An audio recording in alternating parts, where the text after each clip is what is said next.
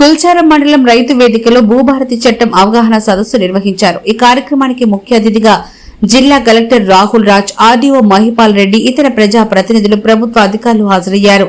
తెలంగాణ సాంస్కృతిక సారథి కళాకారులు భూభారతి చట్టంపై కళా ప్రదర్శనలు నిర్వహించారు.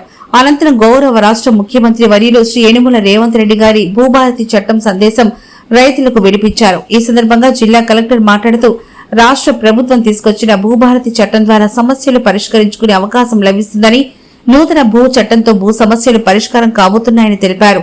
రైతులు, భూ యజమానులు భూభారతి చట్టం ద్వారా తమ భూ సమస్యలు పరిష్కరించుకోవాలన్నారు. ఈ కార్యక్రమంలో తహసీల్దార్ గఫర్, డీఈఓ రాధాకిషన్, వ్యవసాయ శాఖ అధికారి పుణ్యవతి, ఇతర ప్రజా ప్రతినిధులు, ప్రభుత్వ అధికారులు పాల్గొన్నారు. ఈ కార్యక్రమంలో తహసీల్దార్ గఫర్, డీఈఓ రాధాకిషన్, వ్యవసాయ శాఖ అధికారి పుణ్యవతి అధికారులు పాల్గొన్నారు. ఏదైతే మనకు ఉన్న చట్టాలు ఉండేనో ఈ భూములకు సంబంధించినవన్నీ కూడా రికార్డులకు సంబంధించి ఏవైతే చట్టాలు ఉండేనో వాటన్నిటిని కూడా నలిఫై చేసుకుంటూ ఒక కొత్త చట్టం మనకు 2020లో వచ్చింది. సో దాని ఆధారంగానే ధరణి పోర్టల్ అనేది కూడా వచ్చింది. సో దాంట్లో ఎన్నో మాడ్యూల్స్ ఉన్నాయి. సో దాని ప్రకారంగా చాలా మంది కూడా ఇబ్బందులు కొద్దిమంది పడడం మేము చూడడం జరిగింది. సో ఆ ఇబ్బందులు అధిగమించడానికి కూడా చాలా మంది కలెక్టరేట్కి మనకు వచ్చి ఏమైనా పిటిషన్ పెట్టుకున్నా కానీ కూడా సో ఏదైనా మనం సమస్యను పరిష్కరించాలంటే కలెక్టర్ అయినా, చీఫ్ సెక్రటరీ అయినా, ఆర్డీఓ అయినా, ఎంత పెద్ద ఆఫీసర్ అయినా, ఎంత చిన్న ఆఫీసర్ అయినా ఏదైనా సమస్యను పరిష్కరించాలంటే చట్ట ప్రకారమే పరిష్కరించడానికి అవకాశం ఉంటుంది. ఈ రోజు అంటే మన జిల్లాలో ప్రతి మండలానికి కూడా తిరిగి దాని యొక్క విశిష్టతలు ఏంటి, సో దానివల్ల ప్రజలకు కలెక్టర్ వస్తాడు, ఆయన అడిగితే ఆయన చేస్తాడేమో అనేసి రిపీటెడ్ గా పిటిషన్లు ఇస్తూనే ఉంటారు, కానీ అవి ఏవి కూడా సమస్య పరిష్కారం కాలేదు. సో దీన్ని ఉద్దేశించుకొని ఇప్పుడు మన కొత్త భూభారతి చట్టంలో హైదరాబాద్ లో ఆనరబుల్ చీఫ్ మినిస్టర్ గారు బాబాసాహెబ్ అంబేద్కర్ గారి జయంతి రోజుని భూభారతి చట్టాన్ని ప్రవేశపెట్టడం జరిగింది.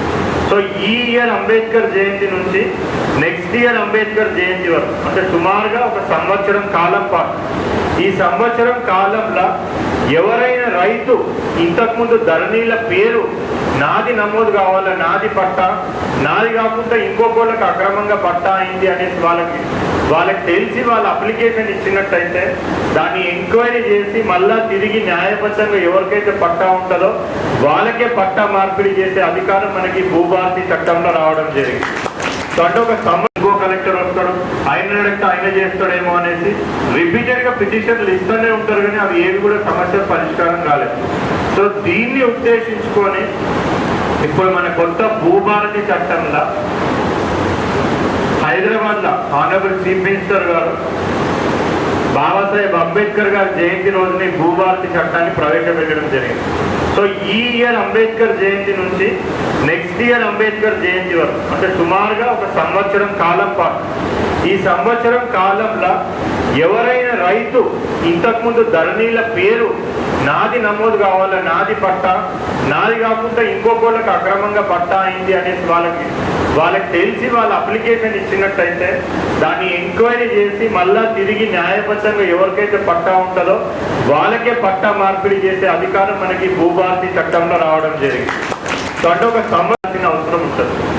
బట్ ధరణి చట్టంలో మనం చూసినట్టయితే సమస్యలు పరిష్కరించడానికి ఏది కూడా క్లియర్గా దాంట్లో ఏది కూడా మనకి క్లియర్గా మెన్షన్ చేసి లేదు.